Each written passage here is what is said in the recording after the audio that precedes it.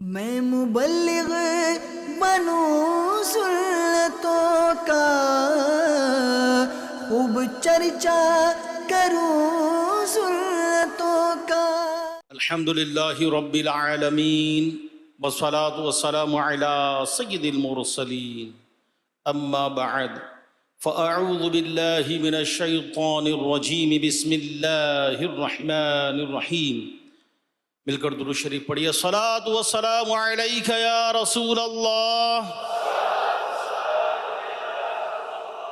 وعلی آلک واصحابک یا حبیب اللہ۔ الصلاة والسلام علیک یا نبی اللہ وعلی آلک واصحابک یا نور اللہ۔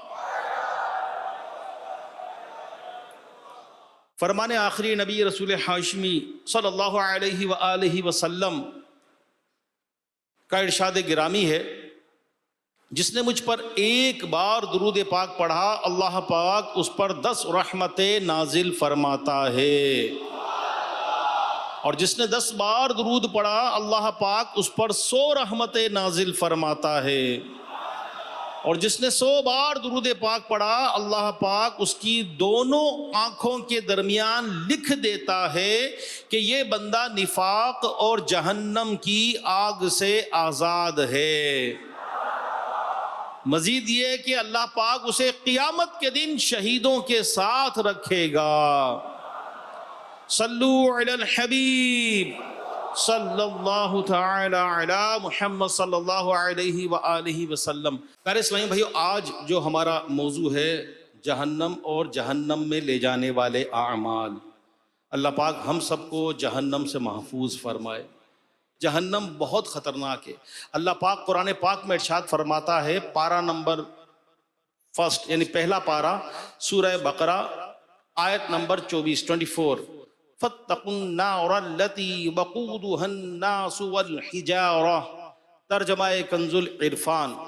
تو اس آگ سے ڈرو جس کا ایندھن آدمی اور پتھر ہیں۔ پیارے اسلامی بھائیو، اس آیت کریمہ میں جہنم کی ہولناکی کو بیان کیا گیا ہے کہ جہنم کی آگ ایسی خطرناک ہے کہ اس کا ایندھن آدمی اور پتھر ہیں۔ ہماری یہ جو دنیا کی آگ ہے، یہ پتھر کو گرم کر دے گی۔ اگر آج کل جو ہماری دنیا کی آگ ہے، چولہا ہے، جو بھی ہے، تو اگر اس پہ پتھر ڈال دیا جائے تو کیا کرے گی؟ پتھر کو گرم کر دے گی، بہت گرم ہو جائے گا، لیکن پتھر کو جلائے گی نہیں، پگھلائے گی نہیں۔ جہنم کی آگ ایسی خطرناک ہے کہ وہ پتھروں کو بھی جلا دے گی۔ پھر ساتھ ہی اس آیت کریمہ میں صاف صاف حکم دیا گیا ہے کہ اے لوگو، جہنم سے ڈرو اور جہنم میں لے جانے والے اعمال سے بچنے کی بھرپور کوشش کرو۔ مغفرت گاہوں تجھ سے سوانی، پھرنا اپنے در سے نہ خالی، مجھ گناہگار کی التجا ہے، یا خدا تجھ سے میری دعا ہے، نار دوزخ سے مجھ کو امان دے، مغفرت کر کے باغ جنا دے، کر کے رحمت میری التجا ہے، مولا کر دے رحمت میری التجا ہے، یا خدا تجھ سے میری دعا ہے۔ اللہ پاک ہم سب کو جہنم سے محفوظ فرمائے۔ باہر شریعت میں ہے، جہنم وہ جگہ ہے جہاں اللہ پاک کے قہر و غضب کا ظہور ہے، جہنم کے شعلے اونچے اونچے محلات کے برابر اڑیں گے، آدمی اور پتھر اس کا ایندھن ہے۔ یہ جو دنیا کی آگ ہے، جہنم کی آگ کے 70 حصوں میں سے ایک حصہ ہے، جس کو جہنم میں سب سے کم درجے کا عذاب ہوگا۔ اسے آگ کی جوتیاں پہنا دی جائیں گی، جس سے اس کا دماغ ایسا کھولے گا جیسے تانبے کی پتیلی کھولتی ہے۔ وہ سمجھے گا کہ سب سے زیادہ عذاب مجھ پر ہی ہو رہا ہے، حالانکہ سب سے ہلکا عذاب ہے کہ جس طرح آگ پر کوئی تانبے کی پتیلی رکھ دی جائے اور وہ جلے، اور پانی کس طرح کھولتا ہے، کہ جہنم کا لکھا گیا ہے کہ سب سے ہلکا عذاب ہے، اور وہ یہ سمجھے گا کہ سب سے بڑا عذاب مجھے دیا جا رہا ہے۔ اللہ اپنی پناہ میں رکھے۔ حدیث پاک میں ہے کہ یہ دنیا کی آگ جس کی گرمی اور تپش کون نہیں جانتا، یہ آگ بھی، یعنی دنیا کی جو آگ ہے، یہ آگ بھی اللہ پاک سے دعا کرتی ہے کہ اے مولا مجھے دوبارہ جہنم میں نہ لے جایا جائے۔ یعنی جہنم کی آگ اتنی خطرناک کہ دنیا کی آگ پناہ مانگتی ہے کہ اللہ میں واپس جہنم میں نہ جاؤں، مجھے وہاں نہ لے جایا جائے۔ یعنی آگ خود آگ سے پناہ مانگتی ہے۔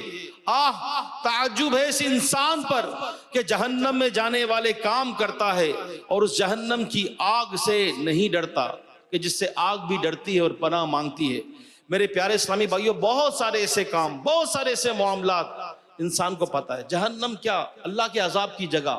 اور اللہ کا عذاب کس کے لیے؟ جو اللہ کے نافرمان ہیں، جو اللہ پاک کے بتائے ہوئے احکام پہ نہیں چلتے، نافرمانیاں کرتے ہیں، گناہ کرتے ہیں، اور پھر جہنم سے بھی نہیں ڈرتے۔ جہنم سے ڈرنے کا مقصد یہ نہیں کہ میں جہنم سے ڈرتا ہوں، دعا بھی کرنی چاہیے، دعا کرنی چاہیے، لیکن وہ اعمال بھی تو کرنے چاہیے کہ جو جہنم سے بچائیں۔ ان اعمال سے بچنا چاہیے۔ باقاعدہ ایک پوری کتاب ہے، مکتبۃ المدینہ سے لیجئے، پڑھیے۔ اس کتاب کا نام یہی ہے کہ جہنم میں لے جانے والے اعمال۔ چند اعمال کا ذکر تو ہم کریں گے، ظاہر بات ہے سارے اعمال تو بیان نہیں ہو پائیں گے، بس اس کی بنیاد بیسک جو علماء کرام نے فرمائی ہے وہ یہی کہ اللہ پاک کی نافرمانی۔ علماء یہاں تک فرماتے ہیں کہ کسی گناہ کو چھوٹا سمجھ کے نہ کرو، کیا پتا وہی رب کی نافرمانی، ناراضگی کا سبب بن جائے، اور کسی نیکی کو چھوٹی سمجھ کے نہ چھوڑیں، کیا پتا وہی مغفرت کا ذریعہ بن جائے۔ تو بہت سارے ایسے ہماری زندگی میں اعمال ہوتے ہیں، یار تھوڑا سا ہے کر لو، چھوٹا سا ہے کر لو۔ سنیے، صحابی رسول حضرت عمر بن عاص رضی اللہ تعالی عنہ فرماتے ہیں، اہل جہنم عذاب جہنم سے تنگ آ کر جہنم کے دروازے پر مقرر فرشتے حضرت مالک علیہ السلام کو پکاریں گے تو آپ کوئی جواب نہ دیں گے، یہاں تک کہ وہ جہنمی 40 سال تک پکارتے رہیں گے۔ پھر 40 سال بعد حضرت مالک علیہ السلام ان کو صرف اتنا کہیں گے، تم ہمیشہ یہیں رہو گے۔ 40 سال بعد کیا جواب ملا؟ اتنا کہ تم ہمیشہ یہیں رہو گے۔ پھر اہل جہنم اللہ پاک کو پکارنا شروع کریں گے، اللہ پاک بھی انہیں جواب نہ دے گا۔ آخر کار لمبے عرصے کے بعد اللہ پاک فرمائے گا، دھتکارے ہوئے جہنم میں پڑے رہو، مجھ سے بات نہ کرو۔ بعض روایت میں ہے جہنمی 1000 سال تک چیخو پکار کرتے رہیں گے مگر کوئی فائدہ نہ ہوگا۔ پھر آپس میں کہیں گے ہم دنیا میں صبر کرتے تھے تو مشکلات سے نجات ملتی تھی، چنانچہ یہ 1000 سال تک صبر کرتے رہیں گے، پھر بھی عذاب میں کوئی کمی نہیں آئے گی۔ پھر یہ اللہ پاک سے بارش مانگیں گے، 1000 سال تک بارش مانگتے رہیں گے۔ آخر کار 1000 سال بعد اللہ پاک جبریل امین علیہ السلام سے فرمائے گا، اے جبرائیل یہ لوگ کیا چاہتے ہیں؟ جبرائیل علیہ السلام عرض کریں گے، اے مولا تو بہتر جانتا ہے، یہ بارش چاہتے ہیں۔ تب اہل جہنم کے لیے ایک سرخ رنگ کا بادل بھیجا جائے گا، وہ جہنمی سمجھیں گے کہ اب بارش برسنے والی ہے، مگر اس بادل سے خچر جتنے بڑے بڑے بچھو برسیں گے، یہ ایسے خطرناک بچھو ہوں گے کہ جسے ایک بار ڈس لیں گے 1000 سال تک اس کی تکلیف نہ جائے گی۔ اللہ کی پناہ۔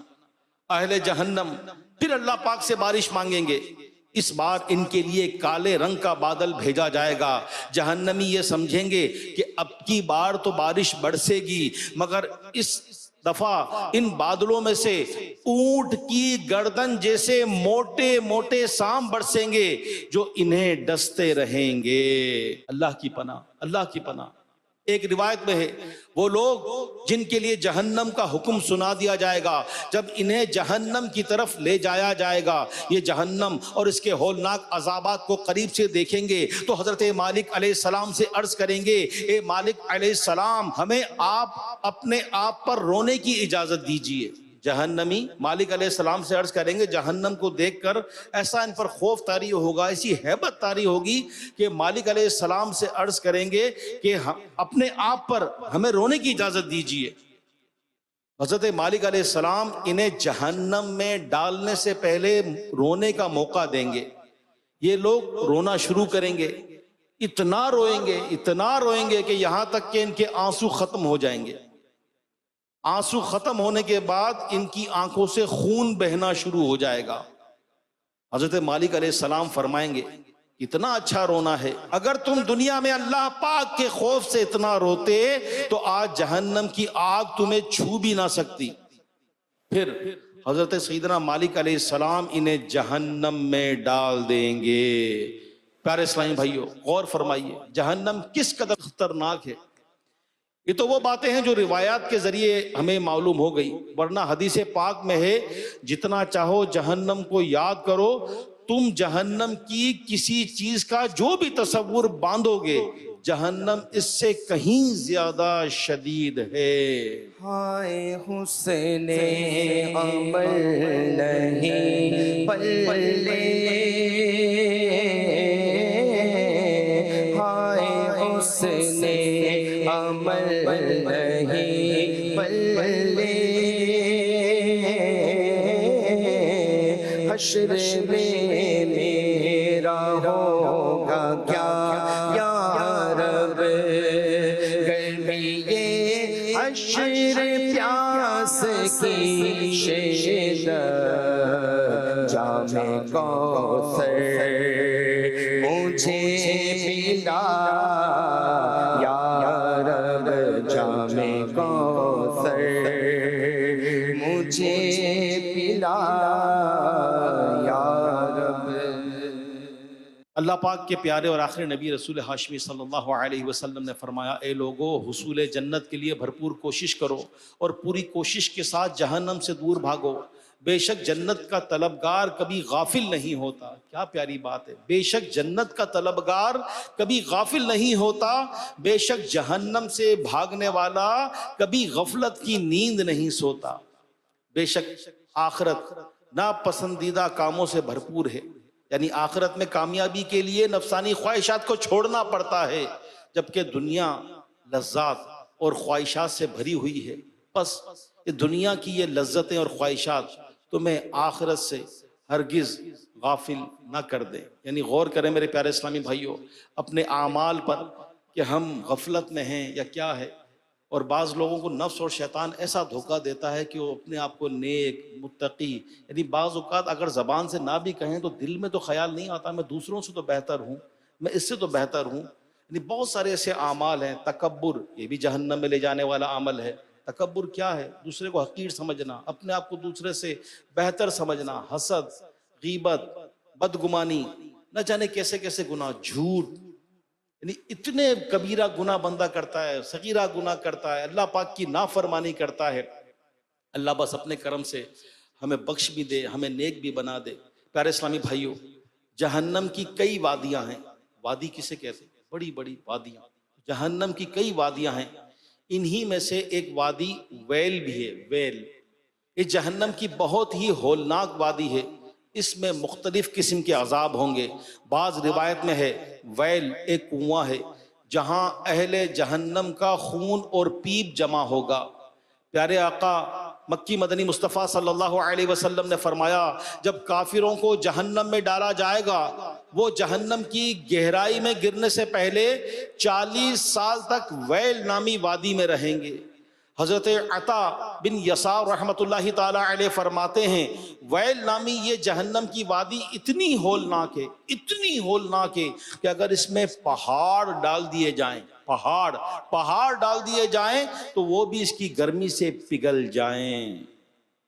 اللہ پاک کی پناہ، اللہ پاک کی پناہ، اللہ پاک ہمیں جہنم سے اور جہنم کی اس ہولناک وادی سے محفوظ فرمائے۔ پیارے اسلامی بھائیوں، جہنم کی اس ہولناک وادی کا حقدار کون ہے؟ کون سے برے اعمال ہیں جو اس وادی میں جانے کا سبب بن سکتے ہیں؟ آئیے سنتے ہیں اور اس نیت سے سنتے ہیں کہ ہم ان برے کاموں سے بچ کر خود کو جہنم سے بچانے اور جنت کا حقدار بنانے کی کوشش کریں گے انشاءاللہ الکریم۔ اللہ پاک پارہ نمبر 23 میں ارشاد فرماتا ہے فَوَيْلٌ لِّلَّذِينَ كَفَرُوا مِنَ النَّارِ، ترجمہ کنز العرفان، تو کافروں کے لیے آگ سے خرابی ہے۔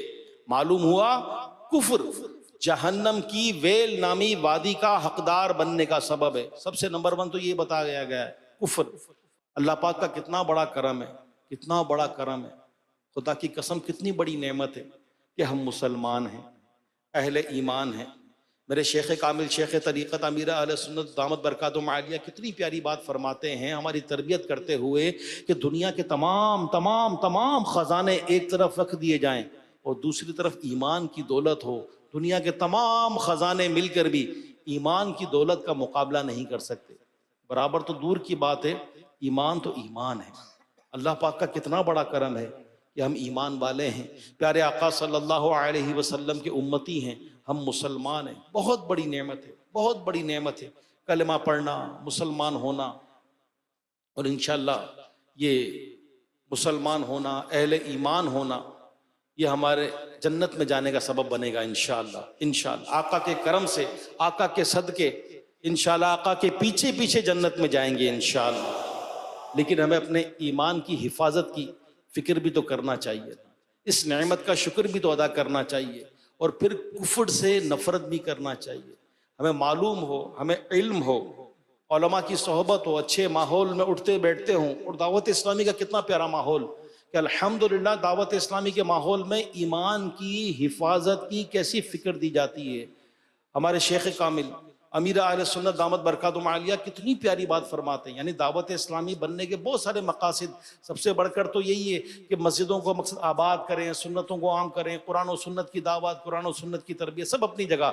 دعوت اسلامی مساجد بھی بناتی ہے، مدنی قافلے بھی سفر کرواتی ہے، مدنی چینل بھی ہے، بہت ساری چیزیں ہیں، لیکن سب سے بنیادی بات کیا فرمائی کہ دعوت اسلامی ایمان بچاؤ تحریک ہے۔ الحمدللہ ایمان بچایا جاتا ہے، ایمان بچانے کے طریقے بتائے جاتے ہیں، ایمان کے ڈاکو کون ہیں اور کس طرح ایمان کو لوٹ لیا جاتا ہے۔ آج کل کا تو ماحول کیا ہے، digital plate form, digital media, social media, mobile, internet, کیا کچھ نہیں ہو رہا، تعلیمی اداروں میں کیا کچھ نہیں ہو رہا، کیسی کیسی صحبت ہے، کیسے کیسے ماحول۔ میرے پیارے اسلامی بھائیوں، کئی لوگ کہتے ہیں کہ بھائی اپنے بچوں کی ہمیں فکر کرنی ہے، بچوں کی بھی کرنی ہے، ساتھ ساتھ اپنی بھی کرنی ہے۔ ہمیں کون سی گارنٹی مل گئی، ہمیں کون سی شیورٹی مل گئی، ہماری بھی تو سانسیں چل رہی ہیں۔ اللہ پاک کی خفیہ تدبیر سے ڈرنا چاہیے، اللہ پاک سے ڈرتے رہنا چاہیے کہ مولا تیرے کرم سے، تیرے حبیب علیہ السلام کی عطا سے ایمان کی دولت مل تو گئی۔ اے اللہ ہم دنیا سے جائیں تو ساتھ ایمان کے جائیں۔ اے اللہ مدینہ پاک میں کلمہ پڑھتے ہوئے سبز گنبد کے سائے میں، تیرے محبوب علیہ السلام کے جلووں میں، تیرے محبوب علیہ السلام کے قدموں میں ایمان و عافیت کے ساتھ خاتمہ بالخیر ہو جائے، بقیع پاک میں مدفن نصیب ہو جائے۔ تو ہمیشہ دعا مانگا کریں کہ اے اللہ ایمان و عافیت کے ساتھ مدینے میں موت نصیب ہو، ایمان کے ساتھ بھی اور عافیت کے ساتھ بھی۔ حدیث پاک میں ہے جس میں 3 باتیں ہوں وہ ایمان کی حلاوت یعنی مٹھاس پا لیتا ہے۔ ان 3 میں سے ایک بات یہ بھی ارشاد فرمائی، وہ ایمان کے بعد کفر کی طرف لوٹ جانے کو اسی طرح ناپسند کرے جیسے آگ میں گرنے کو ناپسند کرتا ہے۔ معلوم ہوا ایمان والا رہنے، ایمان کی سلامتی کے ساتھ قبر میں اترنے اور اس کے ذریعے جنت کا حقدار بننے کے لیے ضروری ہے کہ ہم کفر سے ہر دم نفرت کرتے رہیں۔ جتنی کفر سے نفرت ہوگی اتنا ہی ایمان مضبوط ہوتا رہے گا۔ یہ ہے یہ افسوس آج کل ایمان کی سلامتی کی فکر کم ہوتی چلی جا رہی ہے۔ عموماً لوگ اپنے نفس پر بھروسہ کرتے ہیں، بد مذہبوں اور برے لوگوں کی صحبت میں بیٹھتے ہیں، گناہوں میں مصروف رہتے ہیں۔ ہم کیا سیکھ رہے ہیں، کس سے سیکھ رہے ہیں، کوئی فکر نہیں کرتے، علم دین سے دور بھاگتے ہیں، غیر مسلموں کی نقل کرتے ہیں، کاپی کرتے ہیں، ان کا لٹریچر پڑھتے ہیں، سنتے ہیں، سوشل میڈیا پہ نہ جانے کس کس کو سنتے ہیں، غیر مستند اور اس طرح کے لوگ کہ جن کا کوئی ٹھکانہ ہی نہیں ہے، وہ نہ جانے کیا کیا اول فول بک رہے ہیں اور لوگ سن رہے ہیں۔ جس کو دین کے دال کا معلوم نہیں، سوشل میڈیا پر جا کر اس سے دین سیکھ رہے ہیں۔ تو آج کل تو میرے پیارے اسلامی بھائیوں، جتنا فاسٹ اور جدید دور ہوتا چلا جا رہا ہے، خطرات اتنے ہی بڑھتے چلے جا رہے ہیں، اتنے ہی بڑھتے چلے جا رہے ہیں۔ پہلے تو کوئی بندہ جائے گا، گھر سے نکلے گا، کچھ سنے گا، کسی کے پاس بیٹھے گا۔ اب تو کہیں جانے کی، سننے کی، بیٹھنے کی یوں حاجت پیش نہیں آتی کہ ایک دو صحبت نہیں بلکہ کتنی ہی صحبتیں سوشل میڈیا کے ذریعے گھر میں آ گئی۔ سب سے بڑھ کر تو ایمان پر ڈاکے ڈالنے والے، عقیدے پر ڈاکے ڈالنے والے، اعمال برباد کرنے والے، بے حیائی کی طرف راغب کرنے والے، فحاشی کی طرف راغب کرنے والے، کیا کچھ نہیں آ رہا، کیا کچھ نہیں آ رہا۔ ہمیں خود بھی بچنا ہے، اپنے گھر والوں کو بھی بچانا ہے، پتہ ہی نہیں چلتا کون کیا دیکھ رہا ہے۔ عجیب ایک دور چل نکلا ہے، یعنی واقعی جہاں ترقی کے نام پر اگر کوئی پازیٹیو فوائد بھی ہوئے، اس کے نقصانات بھی کم نہیں ہیں۔ باپ اپنے موبائل میں، ماں اپنی موبائل میں، بیٹی اپنے موبائل میں، بیٹا اپنے موبائل میں، بہو اپنے موبائل میں، داماد اپنے موبائل میں، بچوں کے بچے بھی موبائل میں، 2 ڈھائی 3 سال کے بچے بھی لگے ہوئے ہیں۔ کیا دیکھ رہے ہیں، کیا سن رہے ہیں، کیا کر رہے ہیں، ان کے اخلاقیات کا کیا بنے گا، ان کی حیا کا کیا بنے گا، یہ کہاں جا رہے ہیں، ان کا عقیدہ کیا بنے گا، ان کے ایمان کا کیا ٹھکانہ ہوگا۔ اور کئی ایسے بدنصیب بیچارے یہاں تک اس میں مبتلا ہو جاتے ہیں کہ جب تک کچھ دیکھیں نہ، سنیں نہ، بے حیائی کی چیز نہ دیکھیں، گندی ویڈیوز نہ دیکھیں، سوشل پلیٹ فارم پہ رات کو نہ جائیں ہینڈ فری لگا کر، اس وقت تک شاید نیند ہی نہیں آتی، کھانا ہی ہضم نہیں ہوتا۔ ارے اگر وقت ہے تو اللہ کا پاک کلام قرآن پڑھ لیجئے نا، دینی کتابیں پڑھ لیجئے، دعوت اسلامی نے دے دیا ہے نا مدنی چینل، دیکھ لیجئے۔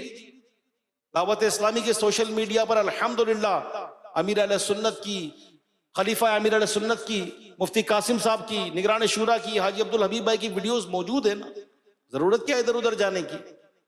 اپنا ذہن بنائیے کہ یک در گیر اور محکم گیر، ایک در پکڑ، مضبوطی سے پکڑ۔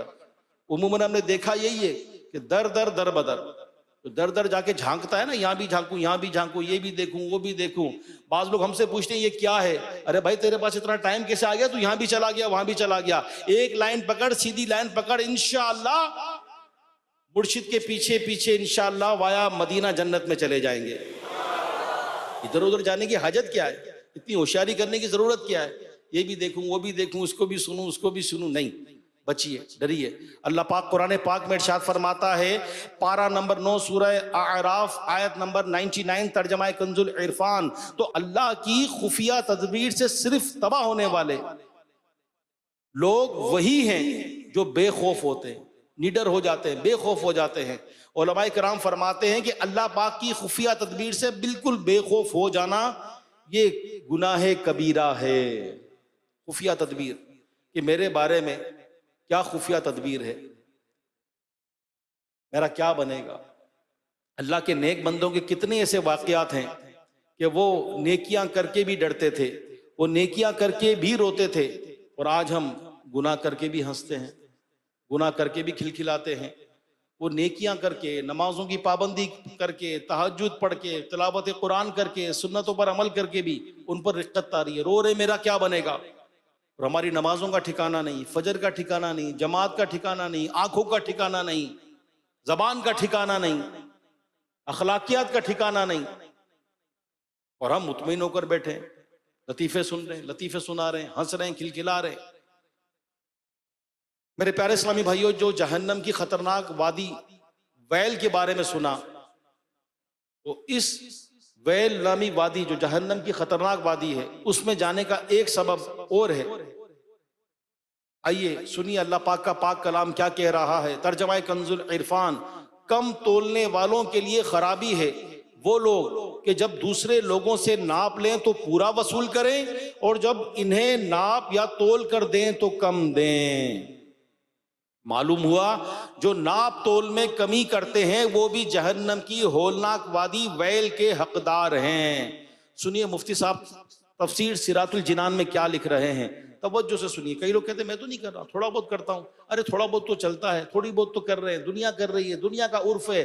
ارے آج کل تو رواج ہے، بہت سیدھے چلیں گے لوگ کھا جائیں گے، مار دیں گے. ارے بھائی ترقی کریں گے تو تھوڑی بہت تو کرنا پڑے گی، ہوشیاری کرنا پڑتی ہے. ارے سیدھے آدمیوں کا کام نہیں ہے، وہ جو نا انگلی ٹیڑھی کرنا پڑتی ہے، یہ کرنا پڑتا ہے. اپنی لوجک، اپنی منطق، اپنی فلسفی نکال رہی ہے. سنیے مفتی صاحب کیا فرما رہے ہیں تفسیر سراۃ الجنان میں.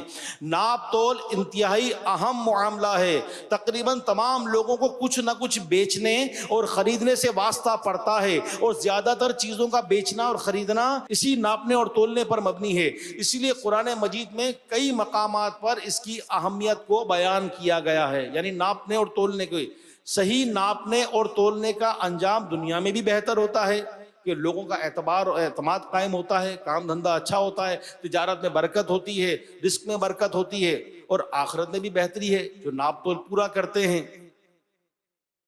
اس حوالے سے لوگوں کا اس پر کوئی حق نہیں ہوگا، اور یوں لوگ آخرت میں اس سے اپنا حق طلب نہیں کریں گے، اس کو قیامت کے دن پکڑیں گے نہیں، اور یہ حرام رزق کھانے اور کھلانے کے عذاب سے بھی بچ جائے گا، اور نیک اعمال بھی اس کے بن جائیں گے. اور جو لوگ ناپ تول میں کمی کرتے ہیں ان کے لیے سخت اور دردناک عذاب ہے. امام غزالی رحمۃ اللہ تعالی علیہ فرماتے ہیں چیزوں میں ملاوٹ کر دینا بھی ناپ تول کی خیانت میں شامل ہے. اسی طرح قصاب جو گوشت کے ساتھ ایسی ہڈیاں بھی تول دیتے ہیں جن ہڈیوں کا تولنا عرف کے خلاف ہے، یہ بھی ناپ تول میں خیانت ہے. اسی طرح جو کپڑا خریدتے وقت کپڑے کو ڈھیلا رکھ کر ناپتے ہیں مگر بیچتے وقت خوب کھینچ تان کر ناپتا ہے تاکہ کپڑے کی مقدار میں فرق آ جائے، یہ بھی ناپ میں کمی کی ہی صورت ہے جو آدمی کو جہنم کا حقدار بنا دیتی ہے.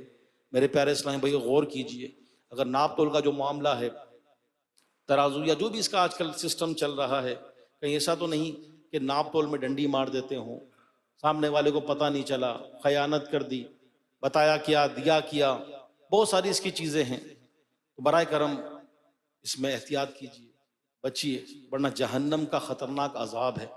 اللہ ناراض ہو گیا، آپ پکڑے گئے. ابھی تو مال آتا ہوا اچھا لگے گا، ارے بہت مال آ رہا ہے، بہت مال آ رہا ہے، بہت کما رہے ہیں. ہم مر جائیں گے، قبر میں کیا لے کے جائیں گے؟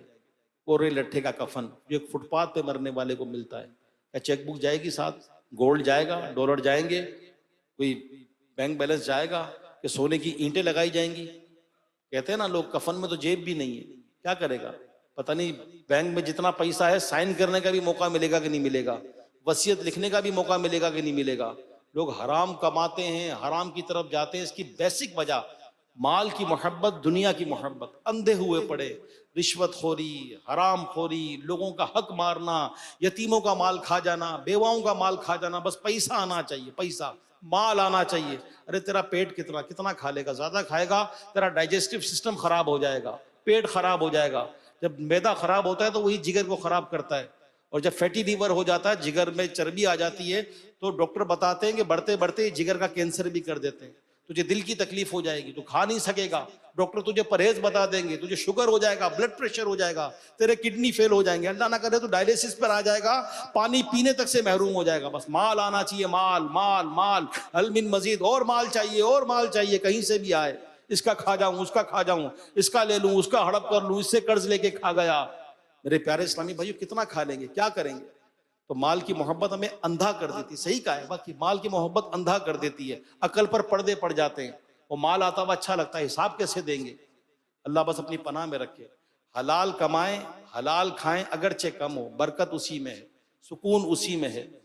اللہ پاک قرآن پاک میں ارشاد فرماتا ہے، پارہ نمبر 30 سورۃ الماعون آیت نمبر 4 اور 5، فَوَيْلٌ لِّلْمُصَلِّينَ الَّذِينَ هُمْ عَن صَلَاتِهِمْ سَاهُونَ. ترجمہ کنز العرفان، تو ان نمازیوں کے لیے خرابی ہے جو اپنی نماز سے غافل ہیں. قرآن پاک میں اللہ فرما رہا ہے تو ان نمازیوں کے لیے، نماز پڑھتے ہیں تو ان نمازیوں کے لیے خرابی ہے جو اپنی نماز سے غافل ہیں. معلوم ہوا جو نماز میں سستی کرتے ہیں، نماز سے غفلت برتتے ہیں، وہ بھی جہنم کی ویل نامی ہولناک وادی کے حقدار ہیں. پیارے اسلامی بھائیوں، نماز سے غفلت بہت ساری صورتوں میں ہے. مثلا نماز پابندی سے نہ پڑھنا، وقت پر نہ پڑھنا، فرائض و واجبات کو صحیح طریقے سے ادا نہ کرنا، شرعی عذر کے بغیر جماعت کو چھوڑ دینا، نماز کی پرواہ نہ کرنا، تنہائی میں نماز کو قضا کر دینا اور لوگوں کے سامنے پڑھ لینا۔ افسوس، نماز سے غفلت کی بہت ساری صورتیں آج معاشرے میں عام پائی جاتی ہیں۔ کتنے ایسے ہیں جو نمازوں کی پابندی نہیں کرتے، نمازیں قضا کرتے ہیں، نماز کے فرائض و واجبات کو درست ادا نہیں کرتے، اور ایک تعداد تو ایسی ہے کہ جنہوں کو فرائض اور واجبات ادا کرنا تو دور کی بات، معلوم ہی نہیں ہے کہ نماز کے فرائض کتنے ہیں، شرائط کتنے ہیں، واجبات کون کون سے ہیں، نہ سیکھنے کی کوشش کرتے ہیں، پرواہ نہیں کرتے کہ نماز مجھے آتی ہے کہ نہیں آتی۔ کبھی دل کیا تو پڑھ لی، کبھی دل نہیں کیا تو نہیں پڑھی، چھوڑ دی۔ کوئی 2 پڑھتا ہے، کوئی 3 پڑھتا ہے، کوئی 4 پڑھتا ہے، کوئی 4 پہ ہی رکا ہوا ہے، فجر اس کی جاتی رہتی ہے۔ کوئی بلا عذر شرعی جماعت چھوڑ دیتا ہے، اور ایسوں کی بھی ایک تعداد ہے ہمارے معاشرے میں جو صرف جمعہ پڑھیں گے یا عید آ کر پڑھیں گے۔ میرے پیارے اسلامی بھائیوں، نماز چھوڑنے کی نہیں ہے۔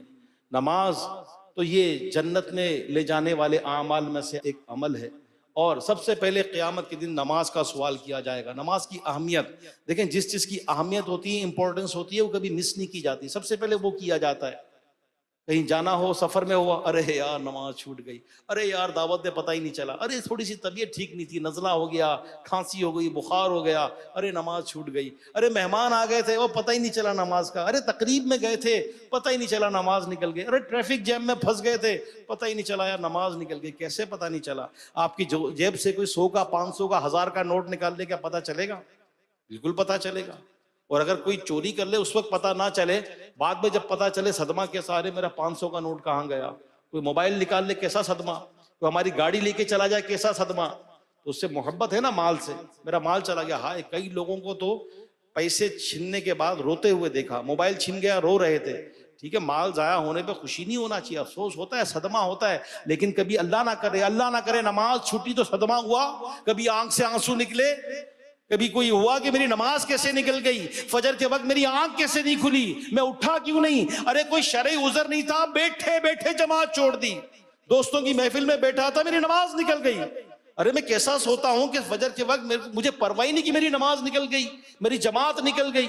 میری صبح کا ٹرین ہو، فلائٹ ہو، میں نے ٹریولنگ کرنی ہو، 6 بجے یا 7 بجے کتنے بجے اٹھ کے بیٹھ جاؤں گا، غسل بھی کر لوں گا، تیاری بھی کر لوں گا، کپڑے بھی چینج کر لوں گا، کیونکہ میرا ٹکٹ ضائع نہ ہو جائے۔ ارے چند روپوں کو بچانے کے لیے، کہیں سفر کرنے کے لیے تو جلدی اٹھ گئے کہ 6 بجے سے پہلے ریڈی، اور نماز کے لیے آنکھ ہی نہیں کھلی، آنکھ ہی نہیں کھلی۔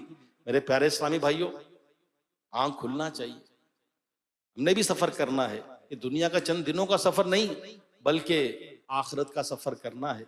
موت آنی ہے، ان قریب آئے گی، تمام تر سختیوں کے ساتھ آئے گی۔ ہم نے ہمیشہ دنیا میں نہیں رہنا، ایک بہت شارٹ پیریڈ کے لیے، بہت تھوڑے ٹائم کے لیے دنیا میں آئے، اور ایک عرصہ تو گزر ہی چکا، ایک بہت بڑا حصہ گزر چکا۔ جی کر ہم کتنا جئیں گے؟ 5 سال، 10 سال؟ ارے ہم کہتے ہیں زندگی کا پتہ ہی نہیں چلا، اتنی عمر گزر گئی۔ میں کہتا ہوں کہ اب تو پتہ ہی نہیں، یوں تو لمحے کا پتہ نہیں، ایک دن کے بچے کا پتہ نہیں، لیکن جب 30، 40، 50، 55، 60 گزر گئے، اب 2، 4، 5، 10 سال کا کیا پتہ چلے گا؟ اور یہ گزارنا تو ویسے ہی مشکل ہے، اس لیے کہ اب وہ ہمت طاقت نہیں، وہ انرجی نہیں، اب وہ زندگی کا مزہ نہیں، نہ کھانے کا، نہ پینے کا، نہ پہننے کا، نہ گھومنے کا، نہ پھرنے کا، نہ دوستی یاری کا، سارے شغل کر لیے دنیا کے۔ اب تو بس کہتے ہیں نا کہ کتنی بیکار ہے یہ دنیا، موت کا انتظار ہے دنیا۔ اب دنیا کا پتہ چلا، دنیا کچھ بھی نہیں ہے، بیکار ہے۔ کیا ہے دنیا؟ موت کا انتظار ہے دنیا، جگہ جی لگانے کی دنیا نہیں ہے، یہ عبرت کی جا ہے، تماشا نہیں ہے۔ ہوئے نامور بے نشاں کیسے کیسے، زمین کھا گئی نوجوان کیسے کیسے، کیسے کیسے حسین آئے اور وہ حسین خاک میں مل گئے، کیسے کیسے نوجوان آئے وہ خاک میں مل گئے، کیسے کیسے پہلوان آئے وہ خاک میں مل گئے، ارے کیسے کیسے لوگوں نے محل بنائے وہ محل چھوڑ کر خاک میں مل گئے، بڑے بڑے پیسے والے آئے، بہت پیسہ بنایا، ساری دولت چھوڑ کر خاک میں مل گئے۔ تو ہم تو ہیں ہی خاکی، خاک میں ملنا ہے، مٹی سے بنے مٹی میں جانا ہے، یہ جسم مٹی کا ڈھیر ہونا ہے، نہ ہل سکیں گے، نہ موومنٹ کر سکیں گے، لوگ ہمیں نہلائیں گے، لوگ ہمیں غسل دیں گے، خود کپڑے نہیں پہنیں گے، لوگ کفن پہنائیں گے۔ آج نماز پڑھتے ہیں، نماز جنازہ پڑھتے ہیں، پر ہماری نماز جنازہ پڑھائی جائے گی، ہیں؟ آج لوگوں کو دفنانے کے لیے قبرستان جاتے ہیں. ان قریب وہ وقت آنے والا ہے کہ لوگ ہمیں دفنانے کے لیے جائیں گے. آج ہم جاتے ہیں تو لوگوں کے ساتھ پلٹ آتے ہیں، پھر پلٹ کر نہیں آئیں گے. اسی سنسان ویران اندھیرے قبرستان میں رہنا پڑے گا کہ جہاں جاتے ہوئے وحشت ہوتی ہے. رات کے ٹائم اکیلے نہیں جا سکتے، لوگوں کے ساتھ بھی جائیں تو مزہ نہیں آتا، دل نہیں لگتا کہ یار چلو یہاں سے جلدی فاتحہ پڑھو چلو. قبرستان میں دل کس کا لگتا ہے؟ لیکن رہنا پڑے گا. کب تک رہنا پڑے گا؟ قیامت تک. قیامت کب آئے گی ہمیں نہیں معلوم، ہزاروں سال قیامت تک قبر میں رہنا پڑے گا. پڑے رہیں گے، نہ بیٹا پاس ہوگا نہ بیٹی، نہ بچوں کی ماں ہوگی، نہ ہمارے ماں باپ ہوں گے، تنہا پڑے ہوں گے. ہم ہوں گے، ہمارا اعمال نامہ ہوگا. اور اعمال نامے میں کیا ہے؟ کیا ہمیں نہیں پتا ہم کیا کر رہے ہیں. کوئی ٹاپ فلور پہ لے جائے 5ویں 6ٹھی 8ویں منزل پر کے چھلانگ لگا دے، بولیں گے پاگل سمجھا ہوا ہے، کس سے چھلانگ لگا دے رہے، ہاتھ پاؤں ٹوٹ جائیں گے، لگ جائے گی. تو گناہ کرتے ہوئے سمجھ نہیں آتی، گناہ کرتے ہوئے ہوش نہیں آتا، اللہ کی نافرمانی کرتے ہوئے ڈر نہیں لگتا کہ رب کی نافرمانی کر رہا ہوں. جو دل کیا وہ بولا، جائزے ناجائزے سچے جھوٹے پتہ ہی نہیں. پتہ سب ہے، جھوٹ کیا ہے سچ کیا ہے، جائزے ناجائزے حرام ہے حلال ہے سب کھاتے چلے جا رہے ہیں. حلال حرام کی تمیز نہیں، جو مرضی آ رہی دیکھتے چلے جا رہے ہیں. جائزے ناجائزے بد نگاہی ہے گناہ ہے ثواب ہے پتہ نہیں، سب پتہ ہے. کیا دیکھنا چاہیے کیا نہیں دیکھنا چاہیے، کیا سننا چاہیے کیا نہیں سننا چاہیے. موبائل اٹھاتے ہیں، کوئی ویڈیو آئی، میوزک آیا، میوزک کان میں جا رہا ہے، بیٹھے ہوئے سن رہے ہیں. کیا پتہ نہیں موسیقی حرام ہے، جہنم میں لے جانے والے کاموں میں سے ایک کام ہے. موبائل پر بیٹھ کر ویلوگ دیکھ رہے ہیں، خبریں دیکھ رہے ہیں، پتہ نہیں کہ یہ عورت بے پردہ ہے، یہ بے پردہ بے حیا عورت بیٹھی ہے بال کھول کے، میں اس کو دیکھ رہا ہوں، خبریں سن رہا ہوں، اسپورٹ سن رہا ہوں، میوزک آ رہا ہے، سب بیٹھ کے مزے لے رہا ہوں. پتہ نہیں ہے کہ یہ رب کی نافرمانی ہے. بے پردہ اس طرح یہ عورت بیٹھی ہے سامنے، اس کو میں دیکھ رہا ہوں، سن رہا ہوں، موسیقی سن رہا ہوں، کھیل کود میں اپنا وقت برباد کر رہا ہوں، اسپورٹس میں گھنٹوں گھنٹے لگا ہوں. کہاں ہے فکر آخرت، کہاں ہے آخرت کی تیاری، کہاں ہے خوف خدا، کہاں ہے عشق رسول. اللہ اپنے کرم سے اپنے نیک بندوں کے صدقے ہمیں نیک بنا دے. نیک لگتے نہ ہوں، لوگ نیک کہتے نہ ہوں، بس اللہ راضی ہو جائے. لوگ تعریف کرتے ہو، لوگ سمجھے ماشاءاللہ حضرت آپ یوں یوں یوں، رب بس راضی ہو جائے. اللہ بخش دے، بے حساب بخش دے. یاد رکھیے نماز دین کا اہم ترین رکن ہے. اللہ پاک ایک اور جگہ قرآن پاک میں ارشاد فرماتا ہے، پارہ نمبر 16 سورہ مریم آیت نمبر 59، ترجمہ کنز العرفان. تو ان کے بعد وہ نالائق لوگ ان کی جگہ آئے جنہوں نے نمازوں کو ضائع کیا اور اپنی خواہشوں کی پیروی کی، تو ان قریب وہ جہنم کی خوفناک وادی غی سے جا ملیں گے. اس آیت مقدسہ میں غی کا تذکرہ ہے. حضرت علامہ مولانا مفتی امجد علی اعظمی رحمت اللہ تعالی علیہ فرماتے ہیں، غی جہنم میں ایک وادی ہے جس کی گرمی اور گہرائی سب سے زیادہ ہے. اس میں ایک کنواں ہے جس کا نام ہب ہب ہے. جب جہنم کی آگ بجھنے لگتی ہے تو اللہ پاک اس کنویں کو کھول دیتا ہے، جس سے وہ بدستور یعنی پہلے کی طرح آگ پھر بھڑکنے لگتی ہے. اے عاشقان رسول، خوف خدا بندی سے لرز اٹھیے اور گھبرا کر جلد اپنے گناہوں سے توبہ کر لیجئے. قرآن کریم میں بتایا گیا کہ جو نمازوں کو ضائع کرتے ہیں وہ غی نامی جہنم کے ہولناک کنویں کے حقدار ہیں. بعضوں کا تو یقین کیجئے کہ وحشت آتی ہے، اتنا گہرا کنواں، حالانکہ پانی کوئی کہے اس میں دھکا دے دوں تو خوف چڑھے گا اس اندھیرے کنویں میں. تو پھر جہنم کا ایسا خطرناک غی نامی کنواں، اتنا خطرناک کہ جب جہنم کی آگ ٹھنڈی ہونے لگتی ہے، بجھنے لگتی ہے، تو وہ کھول دیا جاتا ہے اور جہنم کی آگ پھر بڑھتی. اتنا خطرناک یہ غی نامی کنواں. کس کے لیے؟ نماز میں سستی کرنے والوں کے لیے. اللہ پاک ہمیں نمازوں کا پابند بنا دے، نمازوں سے محبت عطا فرما دے. تو انشاءاللہ میں نمازوں کی پابندی کرتا رہوں گا، کوئی نماز نہیں چھوڑوں گا انشاءاللہ، با جماعت نمازیں پڑھوں گا، بلکہ مسجد میں جلد آ کر پہلی صف پاؤں گا انشاءاللہ. سنت قبلیہ بھی پڑھوں گا، بعد کے نوافل بھی پڑھوں گا، سکون سے بیٹھ کر تسبیح فاطمہ بھی پڑھوں گا، اوراد و وظائف بھی پڑھوں گا، سکون سے بیٹھ کر میں دعا بھی مانگوں گا. کسی نے کہا نا کیا پیاری بات، اے بندے تعجب ہے تجھے نماز کی فرصت نہیں. بعض اوقات کہتے ہیں نا یار بس میں ابھی آیا نماز پڑھ کر، ابھی نمٹا کر آیا. ایسی بھاگ دوڑ میں آتے ہیں، بھاگ دوڑ میں جاتے ہیں، سب سے آخر میں آتے ہیں، سب سے پہلے نکلتے ہیں. ہمیں کسی اور پر بدگمانی نہیں کرنی کہ یار دیکھو واقعی یہ دیر سے آ رہا ہے، یہ جلدی جا رہا ہے. اپنے آپ کو تو چیک کر لے میں کب آ رہا ہوں، مجھے جماعت مل رہی ہے نہیں مل رہی، پہلی صف مل رہی ہے نہیں مل رہی، لاسٹ ٹائم کب پہلی صف میں نماز پڑھی تھی، سنت قبلیہ کب میں نے مقصد لاسٹ ٹائم پڑھی تھی، عشاء کی 17 رکعتیں کب پوری پڑھی تھی میں نے؟ عصر کی 8 کب پوری پڑھی تھی؟ اللہ پاک پانچوں نمازیں با جماعت مسجد میں پہلی صف میں پڑھنے کی اللہ ہمیں توفیق عطا فرما دے، اللہ راضی ہو جائے۔ سنت قبلیہ بھی پڑھیں، پوری نماز پڑھیں، بعد کے نوافل بھی پڑھیں۔ کہتے ہیں نا کہ جب بندہ بعض اوقات دینی ماحول میں پرانا ہوتا رہتا ہے، سب ایسے نہیں ہوتے ماشاءاللہ، نیکیوں میں آگے بڑھنے والے بھی ہیں، لیکن نفس اور شیطان سستی بھی دلاتے ہیں، نوافل چھوٹ جاتے ہیں، سنت قبلیہ چھوٹ جاتی ہے۔ کیا ہمیں نیکیوں کی حاجت نہیں ہے؟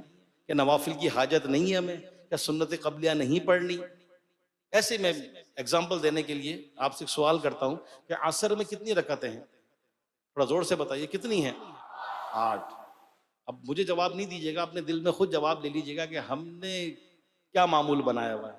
8 پوری پڑھتے ہیں، مرحبا، سنت قبلیہ، اور ایک عرصے سے 4 پہ ہی گزارا کیا ہوا ہے، نماز تو ہو جائے گی۔ سنت غیر موقعہ ہے تو پڑھ لیں گے تو ثواب ہے نا، برکات کتنی ہے اس کی۔ لیکن وہ ذہن جاتا نہیں، مسجد کے باہر کھڑے رہیں گے، واٹس ایپ چیک کرتے رہیں گے، باتیں کرتے رہیں گے، اور کام کرتے رہیں گے۔ وہ 4 رکعت سنت قبلیہ عصر کی، وہ ایسا لگے گا جیسے اس میں 4 گھنٹے لگیں گے، حالانکہ ایسا نہیں ہے۔ تو اللہ ہمیں نمازوں سے محبت دے دے، مسجدوں سے محبت دے دے، نماز کے علاوہ بھی مسجد میں بیٹھے رہیں، مسجد میں کچھ نہ کرے، اعتکاف کی نیت کر کے بیٹھ جائے، انشاءاللہ ویسے ثواب کا میٹر چلتا رہے گا، ہر سانس کے بدلے نیکیاں ملتی رہیں گی۔ وہ وقت جو اللہ کے گھر میں گزرے، اس سے بڑھ کر کیا بہتر مقام کہ دنیا کا سب سے بہتر مقام مسجد ہے۔ ہمارا دل ہی نہیں لگتا، یہ نماز پڑھی یہ چل، یہ نماز پڑھی یہ چل، سب سے آخر میں آیا، سب سے پہلے نکل گئے۔ اب کسی کی مجبوری ہے تو الگ بات ہے، ہم کسی اور کو ٹارگٹ نہیں کریں گے، ورنہ اپنے آپ کو دیکھیں، فرض کے بعد بعض اوقات تو امام کی دعا کا بھی انتظار نہیں کرتے، پیچھے لوگ نماز پڑھ رہے ہوتے ہیں، سب سے پہلے باہر نکلنا ہے۔ ایسی حاجت کیا، وہی کھڑے ہو کے نماز پڑھ لیں، سارے نمازیوں کو پھلانگتے ہوئے، لاتے مارتے ہوئے، ٹھڈے مارتے ہوئے، سب کو پیچھے جانا ہی ہے۔ دیکھیں، ہم نے کسی اور پر بدگمانی نہیں کرنی، کیا پتا اس کو کوئی ایمرجنسی ہو، کوئی پرابلم ہو، کوئی تکلیف ہو، کوئی سی حاجت ہو، تو جانے والا خود اپنے اوپر غور کرے، ہم نے کسی پر تنقید نہیں کرنی۔ ہم نے پازیٹیو ہی سوچنا ہے، اچھا سوچنا ہے، حسن ظن ہی رکھنا ہے کہ شاید اس کو کوئی تکلیف ہے، کوئی پرابلم ہے، کوئی حاجت ہے۔ لیکن جانے والا سوچے کہ واقعی ایسی تکلیف ہے، ایسی حاجت ہے کہ میں 5 منٹ بھی مسجد میں نہیں رک پا رہا ہوں، یہاں امام صاحب نے سلام پھیرا، چل میرا بھائی اٹھ، بھاگ یہاں سے، جلدی نکل باہر۔ نماز میں سستی کرنے والے کے چہرے پر قیامت کے دن 3 لائن لکھی ہوں گی: اے اللہ کا حق برباد کرنے والے، اے اللہ کے غضب کے ساتھ مخصوص، اور تیسرا لکھا ہوگا جس طرح دنیا میں تو نے حق اللہ یعنی اللہ پاک کا حق ضائع کیا، اسی طرح آج تو بھی اللہ پاک کی رحمت سے مایوس ہو جا۔ اللہ پاک پکا سچا نمازی بنا دے، پکا سچا نمازی بنا دے۔ اور بھی بہت سارے ایسے اعمال ہیں، کتاب لیجئے، میں عرض کروں گا آپ کو کہ جہنم میں لے جانے والے اعمال، کتاب لیجئے اور اس کو پڑھیے، اور پناہ بھی مانگتے رہیں، صبح شام دعا بھی کرتے رہیں کہ اللہ تو جہنم سے محفوظ فرما، جہنم میں لمحہ بھر بھی نہ جائیں، اے اللہ جنت الفردوس میں اپنے محبوب کا پڑوس عطا فرما دے۔ صبح شام دعا مانگتے رہیں، توبہ کرتے رہیں، اللہ کو راضی کرتے رہیں، بس اللہ سے ہماری لو لگ جائے گی، اللہ بس تو راضی ہو جا، مولا بس تو راضی ہو جا، اللہ تو راضی ہو جا، اللہ تو بخش دے، بے سبب بخش دے۔ سب کے لیے دعا کریں، اپنے گھر والوں کے لیے، اپنے ماں باپ کے لیے، اپنے پڑوسیوں کے لیے، اپنے ساتھ کام کرنے والوں کے لیے، سب کے لیے دعائیں کرتے رہیں۔ اللہ پاک ہمیں عمل کی توفیق عطا فرمائے، آمین، بجاہ النبی الامین صلی اللہ علیہ وآلہ وسلم۔ میں مبلغ بنوں سنتوں کا خوب چرچا